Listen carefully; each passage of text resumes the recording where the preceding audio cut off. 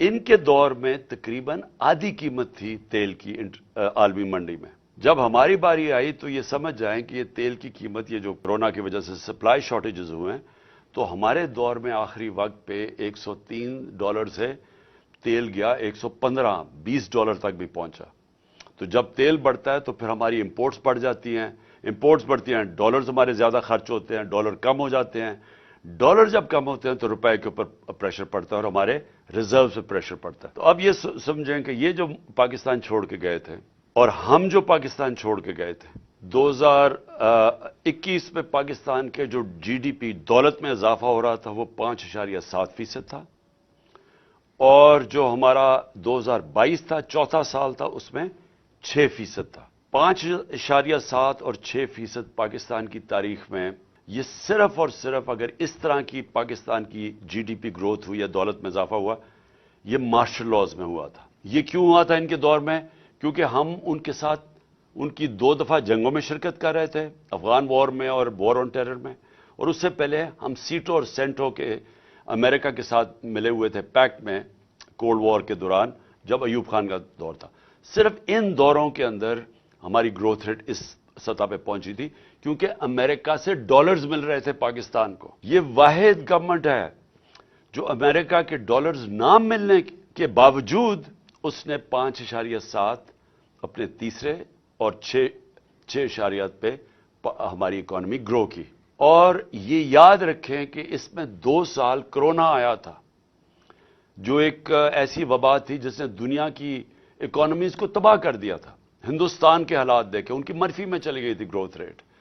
Iran का देखें, जो हमारे नेबर्स की बात कर रहा हूं, दुनिया में हमने अपनी इकोनॉमी बचा ली, अपने गुर्बत बचा ली, अपने रोजगार बचाया लोगों का, और हमें अपनी इंडस्ट्री बचा ली, और हमने ये 5.7 और 6% पे ग्रो किया। हमारी रिकॉर्ड रेमिटेंसेस थी, बैरून मुल्क पाकिस्तानी को सबसे ज्यादा हमारे पे एतमाद था। $31 अरब की उन्होंने रेमिटेंसेस भेजी, जो रिकॉर्ड था। नून लीग की दौर में 19.6% रेमिटेंसेस थी, हमने उधर से लेके गए 3.5 साल में $32 अरब पे। हमारा जो डेफिसिट छोड़ के गए हम, इसके बावजूद कि तेल की कीमतें रिकॉर्ड की प्राइस पे थी, सारी चीजें महंगी हो गई कोरोना की वजह से, सप्लाई शॉर्टेजेस की वजह से, उसके बावजूद हम जो जीडीपी छोड़ के गए थे, करंट अकाउंट बैरूनी डेफिसिट, वो 4% था। नून लीग छोड़ के गई थी 5.8%, जब तारीखी सबसे कम तेल की कीमतें थी। हमारी गंदम 27.5 मिलियन टन हमारी गंदम थी, जो कि रिकॉर्ड था पाकिस्तान की तारीख में। हमारी जो चावल था वो 9.3 मिलियन टन था, जो रिकॉर्ड था। हमारा जो मकई थी वो 9.6 मिलियन टन थी, वो रिकॉर्ड थी। और हमारी आखिरी साल में जो गन्ना था वो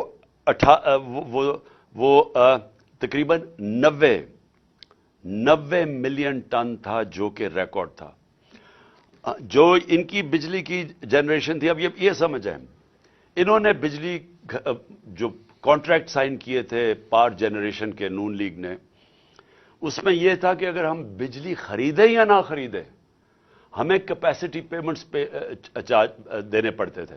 यानी ये एक बिजली घर को जो इन्होंने, जब इनको कॉन्ट्रैक्ट दे दिया, इन्होंने जो सेटअप किए, उसमें से अगर पाकिस्तान बिजली खरीदे या ना खरीदे, पैसे पूरे देने पड़ते थे, जिसको कैपेसिटी पेमेंट्स कहते हैं। तो इसके लिए अगर आप, जब तक हम बिजली, और इन्होंने इतने ज्यादा बना दिए, कैपेसिटी इतनी ज्यादा कर दी, हमारे पास मुल्क के पास तौर तरीका ही नहीं था वो बिजली इस्तेमाल करने का। हमारे में कैपेसिटी नहीं थी, पैसे हम फिर भी उनको दे रहे थे। तो इसका मतलब बिजली की कंजम्पशन बढ़ाई जाए, ताकि हम कम से कम, हमारे पास आमदनी आए वो उनको पैसे देने की।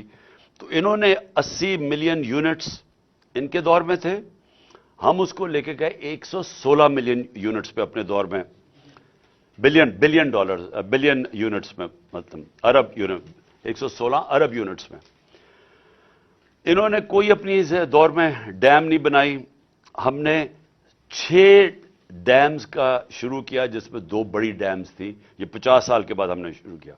हमने हेल्थ कार्ड किया, जो कि جو دنیا اکنالج کرتی ہے کہ ایک لانسٹ میگزین ہے جو دنیا کی سب سے بڑی ہیلتھ ایشوز کے اوپر میگزین آتی ہے، جو سب سے ریسپیکٹڈ ہے، اس میں انہوں نے ہماری تعریف کی کہ جو پاکستان ہیلتھ کارڈ لے کے آیا ہے، یہ ہمارے سے بڑے امیر ملکوں کے اندر بھی اس طرح کی لوگوں کے لیے، عوام کے لیے ہیلتھ انشورنس نہیں تھی جو ہم لے کے آئے۔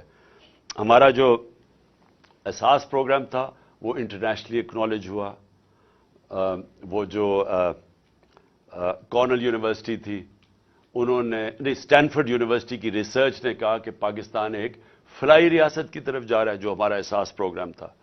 اور ہماری جو بلین ٹری سونامی تھی، جو ہم درخت لگانے کی کیمپین شروع کی ہوئی تھی، یہ انٹرنیشنلی اکنالج کیا گیا۔ یہ بورس جانسن برطانیہ کے پرائم منسٹر میرا نام لے کے یونائٹڈ نیشنز میں تعریف کی کہ پاکستان ایک باقی ملکوں سے آگے نکلا ہوا ہے یہ موسم کی تبدیلی کی فائٹ کے اگینسٹ۔